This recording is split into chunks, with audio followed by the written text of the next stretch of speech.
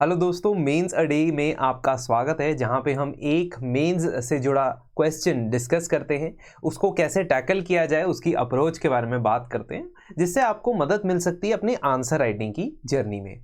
तो गवर्नेंस से जुड़ा आज का जो क्वेश्चन है, this is talking about the consistent experience of high growth, India still goes with the lowest indicators of human development, examine the issues that make balanced and inclusive development elusive।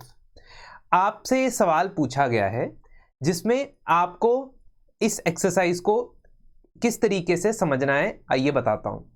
Question पहले पढ़ा तो उस time पे ना कुछ underlining करने की जरूरत है, ना ही कोई कीवर्ड आइडेंटिफाई करने की जरूरत है, सिंपली क्वेश्चन को पढ़ा। जब आप दूसरी बार पढ़ेंगे, सेकेंड टाइम पढ़ेंगे, तब कीवर्ड आइडेंटिफाई करने हैं। अब ये कीवर्ड नंबर 1 है कि हाई ग्रोथ में भारत की कंसिस्टेंट पर एक्सपीरियंस रही है, मतलब भारत ने कंसिस्टेंटली हाई ग्रोथ के नंबर्स जो हैं अचीव किए हैं, barring maybe the covid pandemic year. वो तो सभी जगह सभी कंट्रीज के अंदर देखा गया कि सही तरीके से ग्रोथ नहीं हुई। India still goes with the lowest indicators of human development. तो इसका मतलब वो एक पैराडॉक्स क्रिएट कर रहा है, paradox between the increasing GDP numbers, ठीक है, probably the increasing amount of other economic indicators जैसे कि एफडीआई भी हो सकता है टू अ लार्ज एक्सटेंट, और कंपनीज या शेयर मार्केट्स जैसे कि सेंसेक्स के नंबर्स, इनको भी आप कोट कर सकते हो ग्रोथ में। Do not restrict yourself to only GDP, you can talk about the other indicators that have been growing, be it exports, be it Sensex or the stock market, share market। ये चीजें एक तरफ, और paradox दूसरी तरफ क्या कि आपके ह्यूमन डेवलपमेंट के इंडिकेटर्स काफी कम है। हेल्थ की बात करें, न्यूट्रिशन की बात करें, एजुकेशनल लेवल्स और अटेनमेंट की बात करें, एम्प्लॉयमेंट की बात करें, स्किल डेवलपमेंट की बात करें, तो इन सभी पैमानों पर हमारे देश में अच्छे इंडिकेशंस या अच्छे इंडिकेटर्स नहीं पाए जाते हैं। This paradox has to be first summarized. पहले आंसर के पहले पार्ट में आप जरूर इसके बारे में बात करेंगे कि we see this type of paradox in the country. Now having seen this paradox, what are the issues that make balanced and inclusive development elusive. क्या ऐसे कारण हो सकते हैं जिसकी वजह से हम बैलेंस्ड और इंक्लूसिव डेवलपमेंट अचीव नहीं कर पा रहे हैं? That is the examination of the issues. Whenever a question asks you to examine any issue, जब भी आपको किसी इशू को एग्जामिन करने के लिए कहा जाता है, तो आप एग्जामिन करने के बाद कुछ सुझाव तो जरूर देंगे, ठीक है। अल्टीमेटली हम किसी चीज को, जैसे मान लीजिए इवैल्यूएट और एग्जामिन में थोड़ा सा ही फर्क है, माइन्यूट फर्क है, लेकिन फर्क तो है। अगर यहां पे इवैल्यूएट लिखा होता तो भी आप वही चीज करते जो एग्जामिनेशन पे करते हैं, जैसे आप देखते कि what are the issues, but after completing the examination और the evaluation you will give a suggestion even if it is not asked explicitly. चाहे वो आपसे क्वेश्चन में एक्सप्लिसिटली सोल्यूशन नहीं डिमांड कर रहा है, depending upon the word limit you will give the solution definitely. तो कुछ मेजर्स तो आपको बताने पड़ेंगे। यदि आपको ऐसा लग रहा है कि इस पर्टिकुलर क्वेश्चन में आपके पास वर्ड्स कम पड़ रहे हैं, तो आप फ्लो चार्ट या डायग्राम के थ्रू बता सकते हो, जो मैं आगे आपको बताने वाला हूं। So when you introduce, you will talk about the growth and HDI rank of India, you will talk about the Sensex and inequality of India. ये दो चीजें बहुत अच्छे से आप बता सकते हो, ठीक है, और इन दोनों के बीच में जो कॉन्ट्रास्ट है वो आप दिखा सकते हो। You can draw a contrast between the growth as well as the mortality rates, infant mortality rate, maternal mortality rate, which is still very high. You can talk about anemia as well, but ये हम body of the question में deal करेंगे।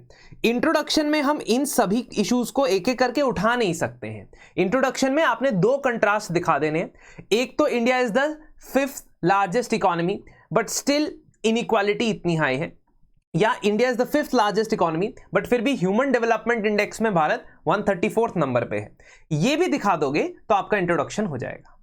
Now also, because it is asking about balanced and inclusive growth, a diagram which shows what are the elements of inclusive growth can go a long way to give you dimensions on what you will talk about.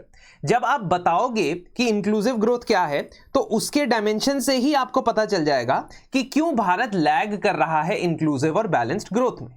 That is the question, the main part of the question. तो पहले आपने contrast draw कर दिया, दूसरे part में structure, body के structure में आपने यह बताना शुरू किया है कि भारत में क्यों बैलेंस या इंक्लूसिव ग्रोथ इल्यूसिव है, यानी नहीं नजर आती है. उसको शुरू करने से पहले you can draw a diagram where you can tell कि ग्रोथ, सिर्फ ग्रोथ होना काफी नहीं. जीडीपी 8.5% से बढ़ रहा है, 8% से बढ़ रहा है या 9% से बढ़ रहा है, सिर्फ ये एक मापदंड काफी नहीं. उसके साथ यह भी देखना होगा कि क्या agricultural sector, primary sector develop होता है, क्या पॉवर्टी रिडक्शन होती है, क्या इक्वल डिस्ट्रीब्यूशन ऑफ इनकम होती है, यानी कि इनइक्वालिटी रिड्यूस होती है या नहीं, सोशल सेक्टर जैसे कि हेल्थ एजुकेशन इंप्रूव होता है या नहीं, एनवायरनमेंट किस प्रकार से रिस्पॉन्ड कर रहा है, क्या हम पोल्यूट करते हुए आगे बढ़ रहे हैं, क्या हम ग्लोबल वार्मिंग के लिए और थ्रेट बनते हुए आगे बढ़ रहे हैं, ठीक है, क्या हम डेवलपमेंट में डिस्ट्रक्शन को इनवाइट कर रहे हैं जैसा कि हम उत्तराखंड और हिमाचल प्रदेश और नॉर्थ ईस्ट में बहुत जगह देख चुके हैं. So that is the inclusive growth. Inclusive growth का मतलब है कि not only the single digit GDP but all the stakeholders must get the benefit. अब इसके अचीव करने के क्या कारण हैं या अचीव ना करने के क्या कारण हैं, we are examining the reasons. These are the reasons. Reason number 1 is regional disparity. वो disparity multiple terms में है, resources के मामले में है, literacy rates के मामले में है, सोशल सेक्टर के मामले में है, एम्प्लॉयमेंट जनरेशन के मामले में है. तो ये सारी रीजनल डिस्पैरिटीज हमारे लिए एक बैरियर बन गई. फॉर एग्जाम्पल, अगर हम ह्यूमन डेवलपमेंट इंडिकेटर्स की भी बात करें तो कुछ स्टेट्स काफी अच्छा परफॉर्म करते हैं लेकिन कुछ स्टेट्स हमें ड्रैग डाउन करते हैं. So that regional disparity is number 1 reason. Second reason is our health and nutrition numbers. Health and nutrition numbers, despite improving a lot in the last 20 to 25 years, still are way poorer than the world average. In fact, if you look at the children के अंदर wasting, stunting और माल nutrition ये अभी भी काफी high prevalence में देखे जाते हैं. 3.4% चिल्ड्रन ओवरवेट भी है. सो ये डबल बर्डन बनता जा रहा है. Malnourished as well as overweight both are considerably increased in our country. Anemia is a big problem. Now, when all these health and nutrition problems are there and these develop in the students in the age group of 0 to 6 or 0 to 10 years of age, then obviously it is going to affect their performance at school, their learning outcomes, their ability to productively contribute to the economy. And once that happens, this growth becomes exclusive rather than inclusive. The third point that you will write is gender skew that is being seen in growth. उसके लिए numbers हैं हमारे पास. तो अगर आप labour income की बात करते हैं, वर्ल्ड इनइक्वालिटी रिपोर्ट 2022 कहती है कि out of the total labour wages that are generated in the country, 82% is given to men and 18% women. It is not as if only 18% women are working. Women का participation है बहुत ज्यादा लेकिन उनका wages में पार्टिसिपेशन बहुत कम है. Similarly, अगर आप national family health survey number 5 जो 2019 से लेके 2021 के बीच में कंडक्ट किया गया था उसको देखेंगे तो उसमें बताया गया है कि 42% महिलाएं own a house whereas 63% main own a house. Asset ownership में भी ग्रेट डिवाइड देखा गया है. ठीक है. सो दिस डिवाइड और this gap of 20-25% is a huge number and इससे बैलेंस्ड इकोनॉमिक डेवलपमेंट में जो है डेंट लगता है आपके प्रॉस्पेक्ट्स में और इंक्लूसिव ग्रोथ के प्रॉस्पेक्ट्स में. Fourth point is income inequality. Income inequality not on the basis of gender but on the basis of the uppermost rich people and the lower strata. Wealth gap is significant. तो top 10% जो है वो भारत की significant wealth hold करते हैं. In fact top 1% भी 40% से ज्यादा wealth hold करते हैं हमारी कंट्री की. और ये बहुत ही इंपॉर्टेंट फैक्टर है जिसमें सुधार नहीं ला पाए हैं हम to a large extent. Then jobless growth और unemployment is one big problem. Unemployment होने की वजह से या सर्विस सेक्टर प्रधान देश होने की वजह से हमने जो शिफ्ट किया है एग्रीकल्चर से वो मैन्युफैक्चरिंग को काफी प्रीमेच्योरली हमने छोड़ दिया है, जिसको कई बार इकोनॉमिक सर्वे बुलाता है प्रीमच्योर डी इंडस्ट्रियलाइजेशन। अभी very very recently world bank ने एक रिपोर्ट बनाई है, उसके हिसाब से इंडिया को यूएसए जितना पर कैपिटा इनकम का 1/4, जितना यूएसए का पर कैपिटा इनकम है उसका 1/4 तक पहुंचने के लिए, 25% पहुंचने के लिए 75 साल और लग सकते हैं। 75 years it will take for India to reach there. That means India is caught in something that you can call a middle income trap. This is something that you can talk about in this part as well, जहां पे India middle income trap में फंसा हुआ है। एक प्रकार से ऐसी सिचुएशन जहां पे वो लो इनकम से मिडिल इनकम तक तो पहुंच चुका है on the basis of its services growth, exports etcetera, but middle income trap में फंसने के उसके पास चांसेस नजर आ रहे हैं। एनवायरमेंटली अगर हम देखें, environmental dimension of inclusive growth is very very important and there also we have not perform brilliantly well. We are good, we are better than many other countries, but हम अपने standards high set करने चाहिए अपने को। तो 63 out of the 100 most polluted cities are in India. 311 river stretches in India are severely polluted as per CPCB, and we know that because of certain kinds of unplanned development, certain kind of development versus environment ecological debate which we are witnessing in states like Uttarakhand, Himachal Pradesh, northeast of India and also in Kerala, western Ghats. तो ये सारे issues हमारी country में देखने को मिलते हैं और इन सब के ऊपर एक गवर्निंग इशू जो प्रॉब्लमैटिक है, that is corruption and governance की इनएफिशिएंसीज। ठीक है, किसी भी इकोनॉमी को अगर सस्टेनेबल ग्रोथ जनरेट करनी है, अगर उसे इंक्लूसिव ग्रोथ जनरेट करनी है, तो गवर्नेंस को एक इंपॉर्टेंट प्रोएक्टिव रोल प्ले करना पड़ेगा। Our country has not yet seen a proactive role played in the social sector by the government initiative as far as it was expected from them. They played an important role, but still lot of gaps are left. Now when you talk about, you've talked about the problems, you've examined the issues जिसकी वजह से हमारी inclusive या balance growth नहीं होती। ये issues based है inclusive development के ही डायमेंशंस के ऊपर, जिससे हमारा पॉइंट पॉइंट बनाना आसान होता जाएगा। नाउ मेजर्स आप अगर सजेस्ट करते हैं और अगर आपको लगता है कि यार हमारे पास स्पेस नहीं है या हमारे पास जो है वो वर्ड्स नहीं बचे हैं, तो हम एक फ्लो चार्ट के जरिए 7-8 मेजर्स बना सकते हैं। ये मैंने ज्यादा मेजर्स लिखे, आप अपने आंसर में 3, 4, 5 मेजर्स में भी कंप्लीट कर सकते हो। यहां पे मैंने 1, 2, 3, 4, 5, 6, 7 मेजर्स लिखे। So what we talk about is, क्या सजेशन दोगे? डेटा ड्रिवन गवर्नेंस की बात करोगे, bottom up approach to development planning की बात करोगे, जैसे कि ग्राम पंचायत डेवलपमेंट प्लान्स बनाए जाते हैं राष्ट्रीय ग्राम स्वराज अभियान में। अब इन डेवलपमेंट प्लान्स को एक्चुअल में इंप्लीमेंट करना, that is a challenge that needs to be taken up. Leverage unique district wise strength. Balance regional development के लिए जरूरी है कि देश का हर डिस्ट्रिक्ट आइडेंटिफाई करे कि कुछ प्रोडक्ट्स, कुछ सर्विसेज, कुछ स्किल लेवल में वो यूनिक है और उस यूनिकनेस को थोड़ा सा बढ़ावा देने की सरकार भी कोशिश कर रही है through one district one product scheme.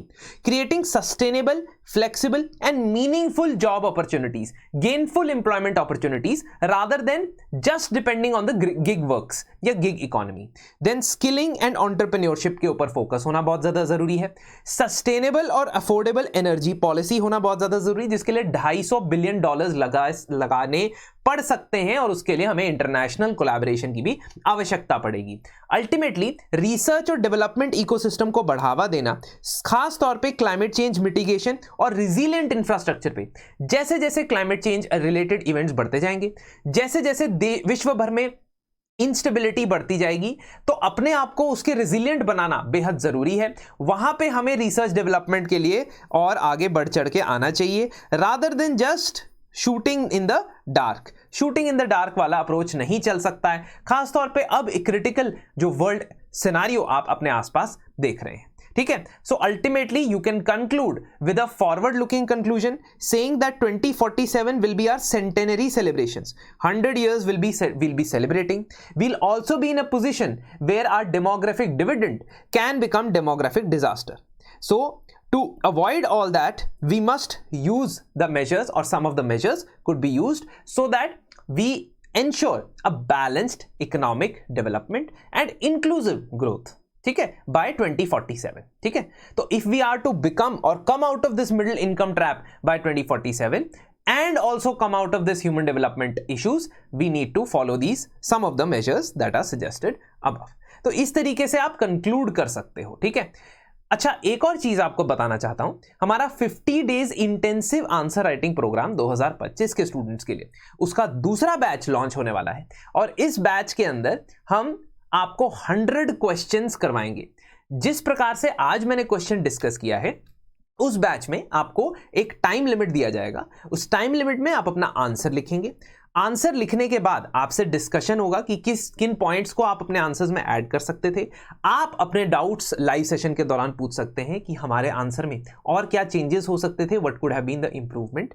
Apart from that, यही आंसर आप लिख के इवैल्यूएट भी करवा सकते हो, मतलब रिटन इवैल्यूएशन जो प्रॉपर होती है, कंप्लीट इवैल्यूएशन होगी। हर सेशन के बाद आपको टाइम लिमिट दिया जाएगा और आपका आंसर इवैल्यूएट करके आपको मिलेगा। साथ ही साथ आपके साथ पीरियोडिक इंटरवल्स पे फीडबैक सेशंस और डाउट क्लियरिंग सेशंस होंगे जो लाइव फैकल्टी के द्वारा ही डिस्कस किए जाएंगे। Of course you will get the model answers along with the extra information and case studies. इस पर्टिकुलर प्रोग्राम के लिए वो स्टूडेंट्स जरूर आ सकते हैं जिनको आंसर राइटिंग में इनर्शिया फील हो रहा है, इस किसी पर्टिकुलर तरीके से पता नहीं लग रहा है कि कैसे स्टार्ट करना चाहिए, what all indication should be have while writing the answer, और जिन लोगों ने कंसिडरेबली 1-2 महीने या 3 महीने सिलेबस कवर किया है, ठीक है, तो they can enrol on by calling on the number. Otherwise जो हमारा डेली का इनिशिएटिव है मेंस अ डे, वो आगे चलता रहेगा। कमेंट सेक्शन में मुझे जरूर बताएं कि आप इस पर्टिकुलर क्वेश्चन को किस प्रकार से कंक्लूड करेंगे। So conclusion should be there in the comment section. धन्यवाद, मिलते हैं आपसे अगले सेशन में।